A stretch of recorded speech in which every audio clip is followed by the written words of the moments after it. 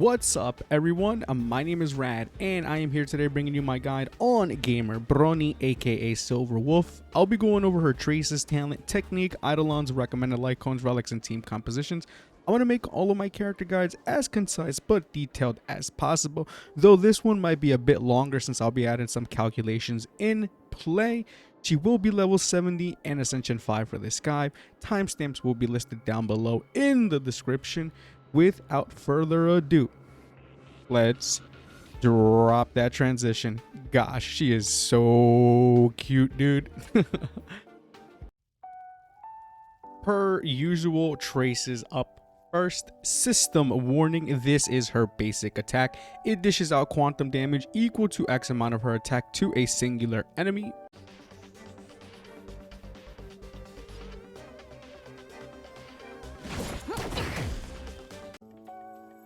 Allow changes, this is her skill which causes impair. I'll try my best to explain things as I go since there is a hefty amount of text, so I'll split this in two parts. When used, there is a X base chance to add one weakness of an ally's type to the selected enemy. Basically, if an enemy already has an ice and fire damage weakness, and let's say your team has 2 lightning, 1 wind, and then 1 quantum unit being Silver Wolf, it'll have a chance to apply any one of those elemental weaknesses to the selected target, though it'll only be one element. Now, some quick things to note here. This skill is an intelligence skill which uses smart application, which means that first, if the enemy has an ice weakness already applied and you have 2 ice and 2 quantum units and you use her skill, then it'll always apply the quantum weakness, which in essence lets you manipulate the weakness you want. But on the flip side, if that same enemy already has fire and ice weakness applied as an example, and if you had 3 lightning and just 1 quantum being Silver Wolf on your team, it doesn't amount to a 75% chance it'll land on lightning weakness. It'll then become a 50-50 coin flip scenario. Having more of each unit with the corresponding element doesn't translate to a higher percentage of weakness application. Within all this though, upon applying said elemental weakness, it'll reduce the damage resistance of that enemy for 20% for 2 turns. So if you apply lightning, then that enemy will now be weak to lightning for 2 turns, thus them taking more damage overall from lightning characters. Though if the enemy already has that elemental weakness applied to them, then the damage reduction will not apply. Now, only 1 weakness can be embedded on each enemy by Silver Wolf. If she were to root another weakness to the same enemy, then only the most recent one will be ingrained on them. Meaning, let's say initially you implanted lightning on the enemy and then you perform her skill again, but this time it lands on quantum. Now the lightning effect gets overwritten and they are now currently weak to quantum instead. On top of all this, there is also a 100% base guaranteed chance to reduce the enemy's resistance to all of their current elemental weaknesses by X amount for 2 turns. So if they had ice or fire damage weakness already on them, then they'll take extra damage due to the resistance decrease they receive for those elements as well. It applies to all elements. And lastly, her skill also deals quantum damage equal to X amount of her attack to the targeted enemy.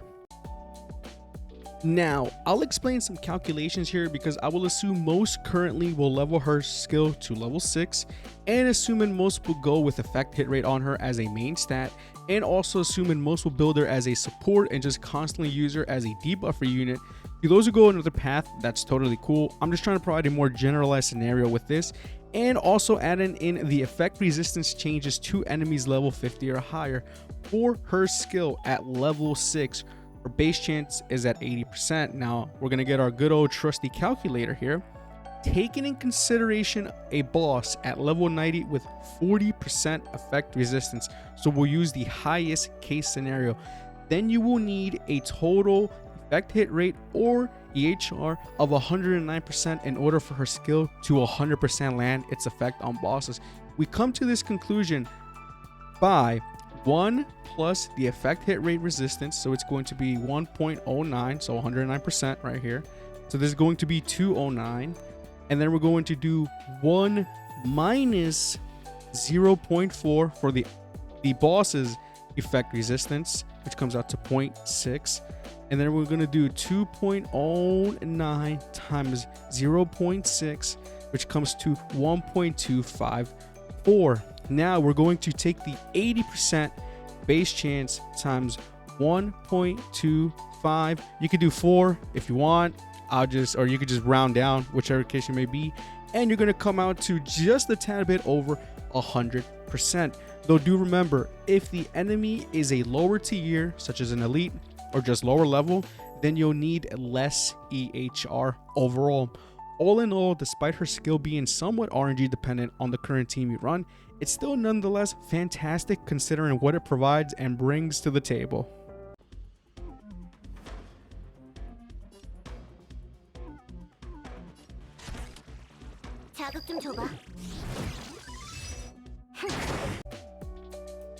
User banned. This is her ultimate. It dishes out quantum damage equal to X amount of her attack to the selected enemy, but also there is a base chance of X amount to reduce the selected enemy's defense by X amount for 3 turns. For calculations on her ultimate, we'll be applying the same scenario as her skill. So for her ultimate at level 6, her base chance is at 92%. Taking in consideration a boss at level 90 with 40% effect resistance, then you'll need 82% EHR for her ultimate to 100% land its effect. We take the same formula here as well, which will be 1 plus 0.82 comes out to 1.82, and then we're going to do 1 minus 0.4 comes out to 0.6, and we do 1.82 times 0.6 comes out to 1.092. We're just going to round down in this scenario. Now we're going to do 92 because that's the base chance at level 6 times 1.09, and we get just a tad bit over the 100% mark. Once again, if the enemy is lower level and their effect resistance is lower, then you'll need less EHR. Her ultimate is fantastic. It deals a solid amount of damage, provides defense shred that can also stack with others such as Pella, but even more interestingly is that they both stack exponentially. The base chance is higher, so it's much easier to reach the 100% guarantee as well.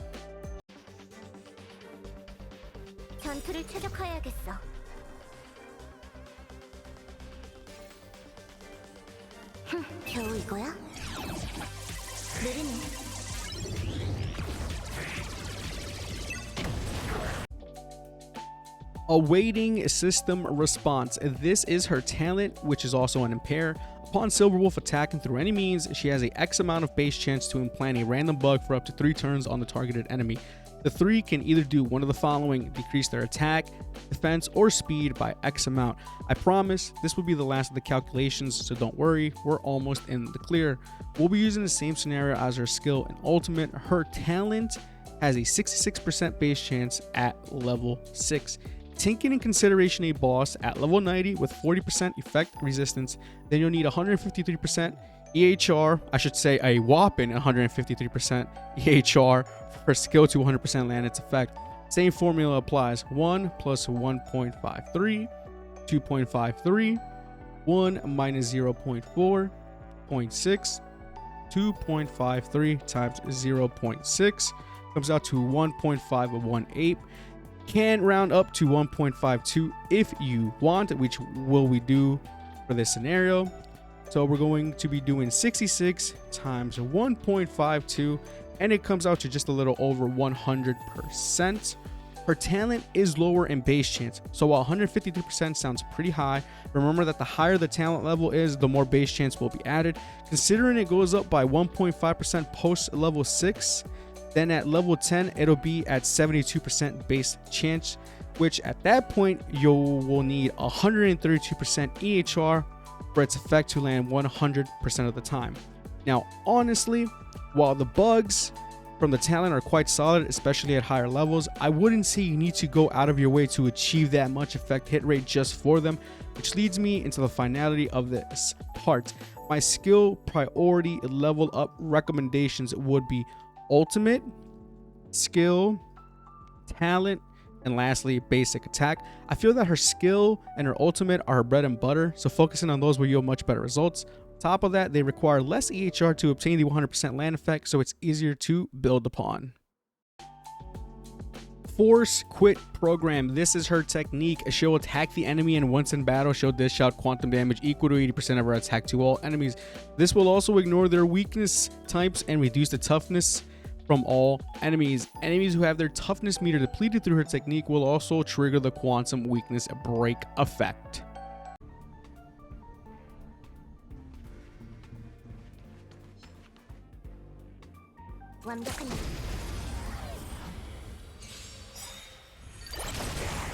처리해야겠네요.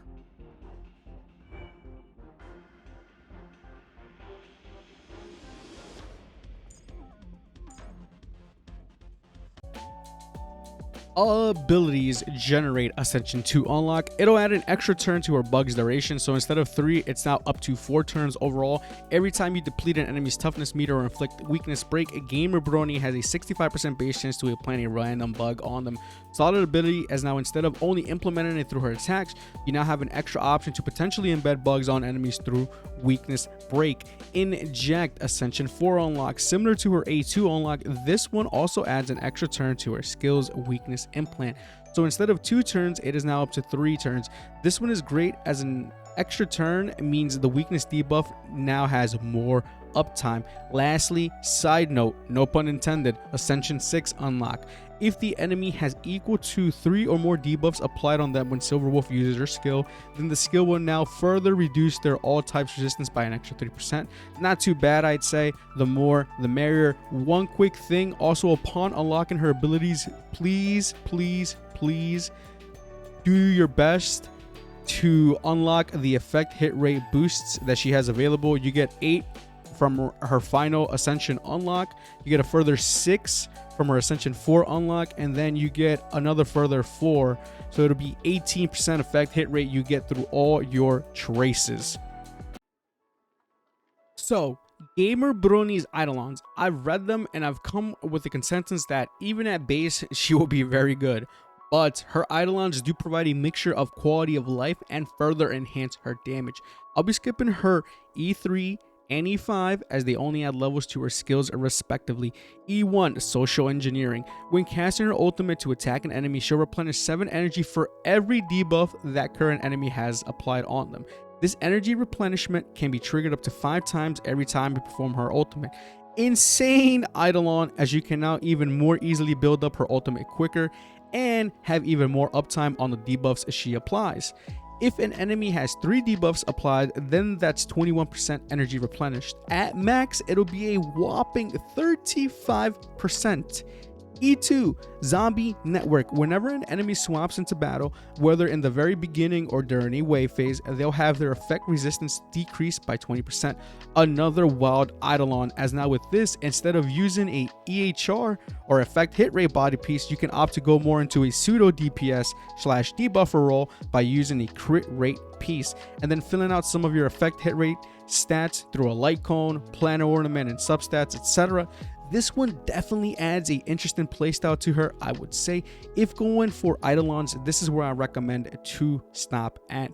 E4, Bounce Attack. Upon utilizing her ultimate, she'll now dish out additional quantum damage equal to 20% of her attack. For every debuff that is currently applied to the selected enemy, this can also be triggered up to 5 times as well during each cast of her ultimate. Same exact process as her E1, except with damage this time around. Another bonkers Eidolon. Lastly, E6, Overlay Network. Her damage will boost by 20% for every debuff that is already applied onto the enemy. These sound so crazy, but it can scale up to a cap of 100%. Follows the same process as her E1 and E4, so if an enemy has 3 debuffs on them, her damage dealt now boosts up to 60% on that target. Pretty speechless here, truth be told. Look, I'm just gonna be honest here. While I personally think Gamer Brony is fantastic at base, I can understand some out there might not be the biggest fan of having a unit's power being gate kept or locked behind these sorts of things, because her Eidolons do provide a potential different playstyle to her and also can make your build a bit easier to lay out, I'd say. So I get ya. Personally, I'm totally alright with Eidolons such as E1 and E2, but I can understand the frustration on some considering her E4 and E6 do provide some damage spikes. But just remember, summon for the characters you want, play with the characters you want, but also make sure that the decisions you make, whether you're a free to play, dolphin, etc., you're happy with those, because at the end of the day, It's just about fun and enjoying the experience. Now, Silverwolf is of the Nihility path. As of 1.1, there are 2 5-star light cones available. The first one is her signature light cone, Incessant Rain. It'll increase her effect hit rate. When she deals damage to an enemy with 3 or more debuffs on them, it'll increase her crit rate.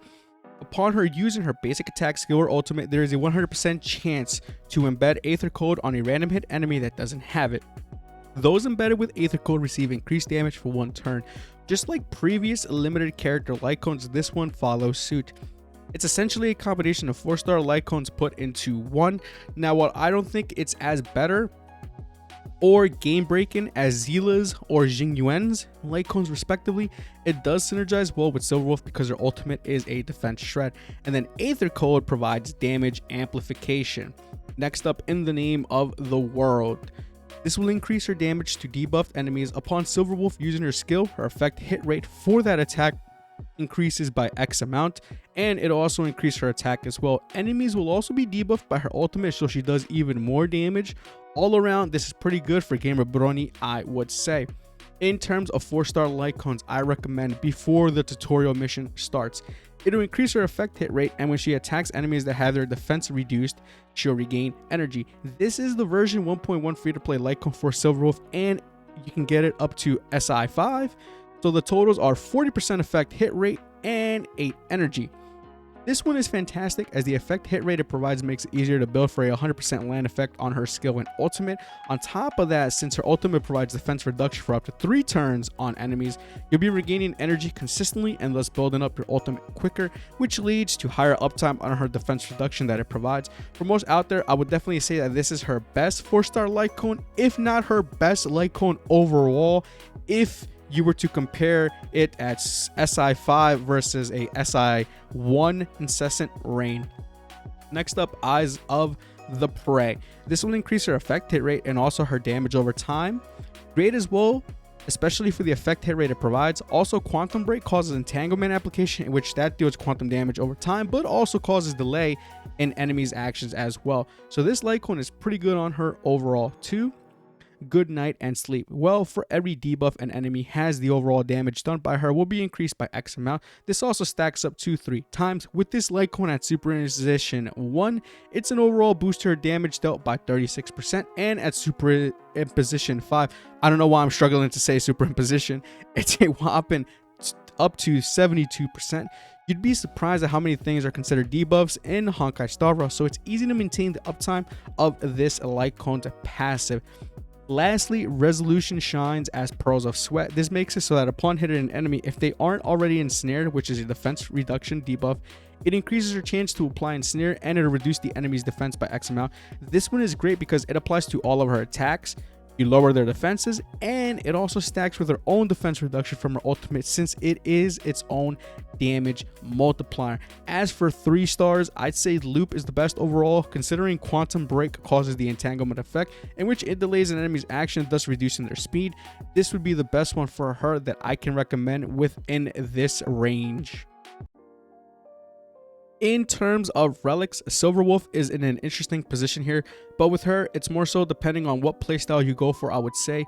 Quick note, keep in mind these are just my recommendations. Does not mean you have to go buy them. It's just more so a generalized guideline. You can build out any of these sets any way you want, and there is nothing wrong with that. So just go for what you would feel would be best for ya. So we'll start with the Genius of Brilliant Stars, the Quantum set. It'll increase her quantum damage by 10%, and when she dishes out damage to an enemy, it'll ignore 10% of their defense. And if that enemy is weak to quantum, it'll ignore another additional 10% of their defense. This is great because it synergizes well with her ultimate, which provides defense reduction.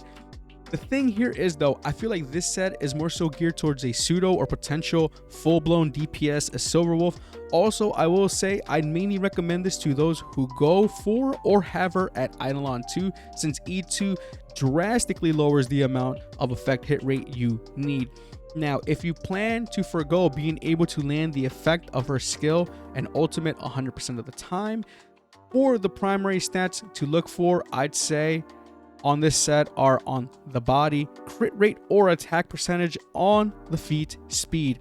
Alongside this with planner ornaments, I'd say any of the following: Sprightly v1.1, mainly for the energy regeneration rate it provides. Space Sealing Station, mainly for the attack boosts it provides. Or Inert Salsodo, mainly for the extra crit rate and ultimate damage it provides. For primary stats, I'd recommend on the Planisphere quantum damage boost or attack percentage, on the link rope energy regen rate or attack percentage, though I would highly recommend energy regen rate if you don't have her Eidolon 1. In terms of substats to look out for, I'd say just the typical DPS route, crit rate, crit damage, speed, and attack percentage. Next one up is Thief of Shooting Meteor.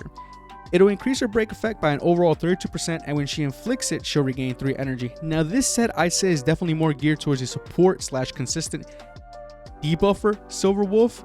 Break effect, in my opinion, is still quite underrated even after a month plus of Honkai style Ra's release. With this set, the aim is to consistently land the effect of your skill and ultimate 100% of the time, while also dealing damage through your break effects.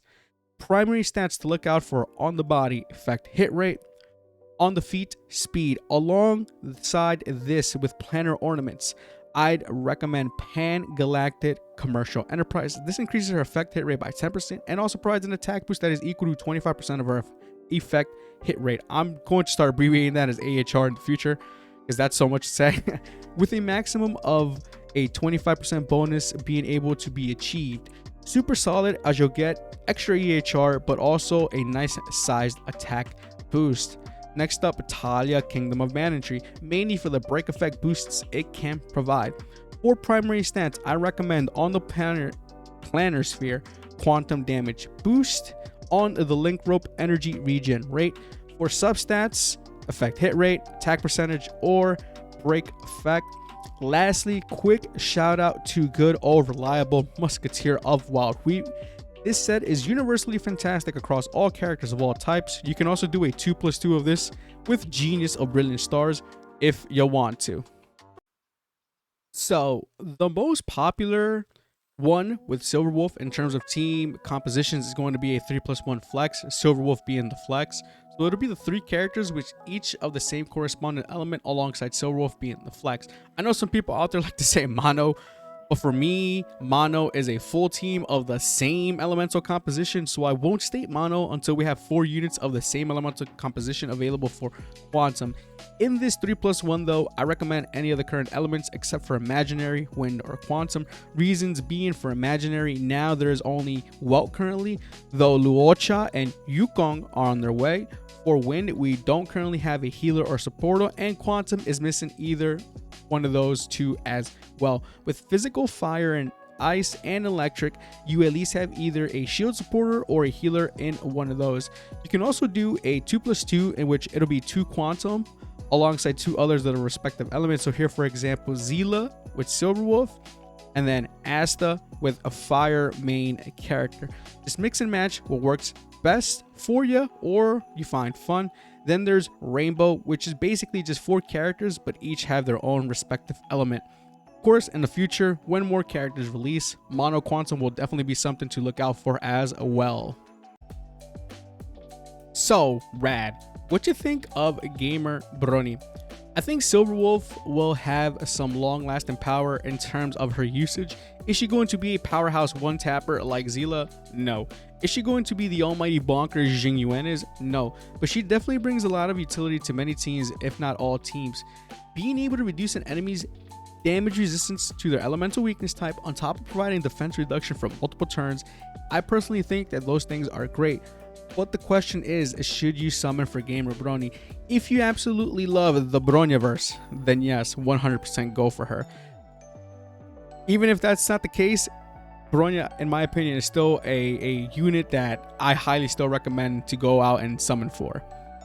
But if you feel that other future characters are more of a priority for you, such as Luocha, considering some only still have Natasha as their only healer, he will be the next upcoming banner as well. He will definitely provide the most value for you.